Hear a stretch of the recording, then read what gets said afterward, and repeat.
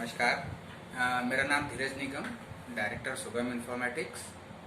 Actually मैं आपके लिए कुछ आज संदेश लेके आया हूँ। मुझे एक कार्यक्रम में अपना एक इंटरव्यू देना था। कार्यक्रम का नाम है दास्तान कल, आज और कल। इसको हमें समझना होगा। ये एक्चुअली बहुत इम्पॉर्टेंट वर्ड है। यदि आप इसको चाहें, इसको ध्यान से समझें तो इसके अंदर सब कुछ छुपा हुआ है। दास्तान कल जो गुजर चुका है, आज जो हम अभी चल रहा है और कल जो आने वाला कल है। सबसे इम्पोर्टेंट बात यह है यहाँ पे कि इस समय हम सब पिछले 4 महीने से कोविड-19 के कारण बहुत परेशान हैं।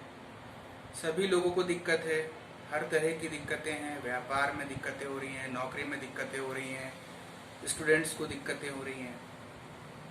तो इसी के ऊपर मैं कुछ छोटे से 4 शब्द आपके साथ शेयर करूंगा। देखिए, हमने आज से 4 महीने पहले ये नहीं सोचा था कि ऐसी सिचुएशन आएगी कि हम सब अपने घरों में कैद हो जाएंगे। 4 महीने पहले या 5 महीने पहले हमसे यदि कोई आज की सिचुएशन की बात करता कि ऐसा कुछ होगा तो शायद हम मजाक समझते। नेचुरल है, क्योंकि उस समय तक किसी ने सोचा ही नहीं था कि ऐसा भी कुछ होगा। इतने भी खराब व्यवस्था हो जाएगी, इतने भी खराब दिन देखने पड़ेंगे। रोज सैकड़ों लोग मर रहे हैं इस समय। तो इस कार्यक्रम के अंतर्गत मुझे आपसे यही बताना था कि कल, आज और कल। हमारा कल बहुत अच्छा था। आज जिस सिचुएशन में हम बैठे हुए हैं, कुछ मायने में ये अच्छा भी है, कुछ मायने में ये खराब भी है। अपन डिस्कस करेंगे किस मायने में अच्छा है, किस मायने में खराब है, और कल तो अच्छा होना ही है। देखिए, कोविड-19 की यदि हम बात करें तो इसने हमें बहुत कुछ सिखाया है। हम लोग जिस तरह से पहले रहते थे लापरवाही के साथ, तो ये तो होना ही था। यहाँ पे 2 चीजें हमें और देखनी होंगी। देखिए, आप पूरे विश्व का अध्ययन यदि करें तो हिंदुस्तान के अंदर बहुत सारे केसेस हैं, बहुत तेजी से बढ़ रहा है इस समय। तो दुनिया में जितने भी देश हैं, सबसे ज़्यादा आपको इंडिया में सुनने को मिलेगा कि रोज इतने केसेस आ रहे हैं। मेरे ख्याल से जितनी भी कंट्रीज हैं, सबसे ज़्यादा इंडिया में केसेस आ रहे हैं आज की डेट में। बट हमें घबराने की जरूरत नहीं है। कारण ये है कि नंबर ऑफ केसेस तो हमें दिख रहे हैं, बहुत सारे हैं कि भाई रोज 60,000 आ रहे हैं, 65,000 केसेस आ रहे हैं। बट हम ये भूल जाते हैं कि हमारे देश की जनसंख्या कितनी है। 60-65,000 जो केसेस आ रहे हैं, वो आ रहे हैं 130 करोड़ की जनसंख्या पे। यदि हम चर्चा करें कि हमारे से ज़्यादा किस किस देश में ये केसेस हैं, तो ब्राज़ील और अमेरिका में हम आप जानते हैं। अमेरिका बहुत साफ सुथरा देश है, वहाँ पे लिटरेसी हमारे यहाँ से काफ़ी ज़्यादा है। उसके बावजूद भी आज इतना समय हो गया, वहाँ पे कंट्रोल नहीं हो रहा है। हम यदि उससे कंपेयर करें तो हमारा नंबर जरूर ज़्यादा है, पर जनसंख्या के लिहाज से यदि हम बात करें तो हमारी जनसंख्या उससे कहीं ज़्यादा है। उस हिसाब से हमें चिंता करने की जरूरत नहीं है। हम जो इससे सीखे हैं, साफ सफाई से रहना, आपको जो भी सोशल डिस्टेंसिंग करना है या आपको मास्क लगाना है, ये सभी इसमें हमारे को समझदारी दिखानी होगी।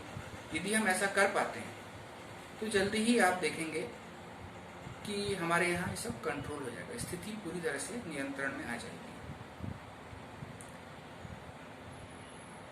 और ये बात भी सही है कि आज इतनी आबादी होने के बाद भी यदि हम इतने केसेस पर डे दे रहे हैं, 60,000, 65,000, मतलब लगभग अमेरिका के बराबर, तो ये हमारी उपलब्धि ही है कि हमारे यहाँ इतनी ज़्यादा जनसंख्या होने के बावजूद, हमारे यहाँ इतना कम लिटरेसी होने के बावजूद, मौसम को भी देखें यदि हम, उसके बावजूद यदि हमने इतने पे भी नियंत्रण कर लिया तो हमने कुछ नहीं गंवाया, कुछ भी नहीं गया है अभी तक। बट यदि हम अभी नहीं संभलते हैं। संभलने से मेरा मतलब है कि सावधानी। हम ये नहीं कह रहे हैं कि आप घर में बैठें, हम ये भी नहीं कह रहे हैं कि आप बाहर घूमें, हम ये कहना चाह रहे हैं कि आप बाहर आवश्यक काम से ही जाएं। जब तक बहुत जरूरी ना हो आप बाहर ना जाएं, और यदि बाहर जाते हैं तो पूरी सावधानी बरतें। इस 4 महीने में सावधानी क्या बरतनी है ये हम सबको पता है। दूसरी बात मैं ये कहना चाहूँगा, जो कि मैं आपसे चर्चा कर रहा था, कि कुछ बुरा हुआ है तो कुछ अच्छा भी हुआ है।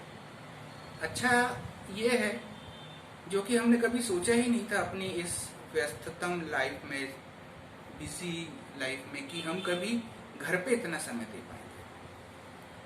आज मैं अपनी बात भी यदि करूँ तो मैंने शायद अपने बच्चों के साथ कभी इतना समय एक्सपेंड नहीं किया है। सबसे पहली बारी मैंने देखा है कि हाँ भाई बच्चों को कैसे पढ़ रहे हैं वो लोग, ठीक है। तो ये सब चीज़ें हैं। तो ये एक बहुत इसको हम एक अवसर के रूप में भी लें, एक मौके के रूप में लें। इस समय को हम एंजॉय भी करें, ना कि हम डिप्रेशन में आ जाएं, घबरा जाएं। घबराने की जरूरत नहीं है।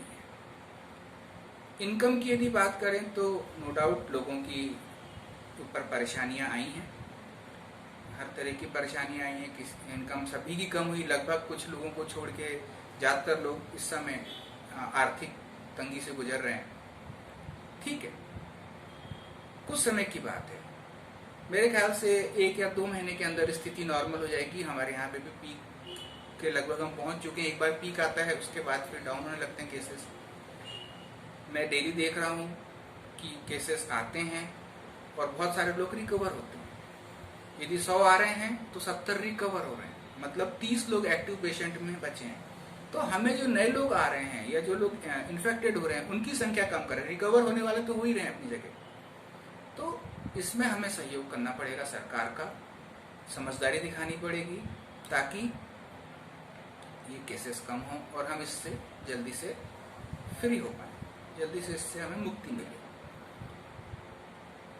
खर्चे की बात कर रहा था, खर्चा कम करें, लाइफ बचाएं, जीवन बचाएं। यदि जान है तो जहान है। पैसा तो हम 4 महीने बाद भी कमा लेंगे, पैसे का ऐसा कुछ नहीं है। जितना है उसमें घर चलाएं, अपने सावधानी से रहें और डरने की जरूरत नहीं है। क्यों? मैं आपको रीज़न पहले ही बता चुका हूँ कि इतने बड़े आबादी वाले देश में इतना तो होना ही था, और यदि हम इतने में भी संभल गए तो हमने बहुत कम नुकसान झेला। इतने ये बहुत कम नुकसान है। नुकसान तो हो रहा है, एक आदमी की जान भी जाती तो वो नुकसान है, बट जिस तरह की ये महामारी है और जो हम दूसरे देशों में देख रहे हैं उससे यदि हम तुलना करें तो ना के बराबर है। हम लोग बहुत अच्छी स्थिति में हैं और मेरा सभी से निवेदन है कि पूरी सावधानी रखें, टेंशन ना लें और इस समय को एंजॉय करें। Thank you.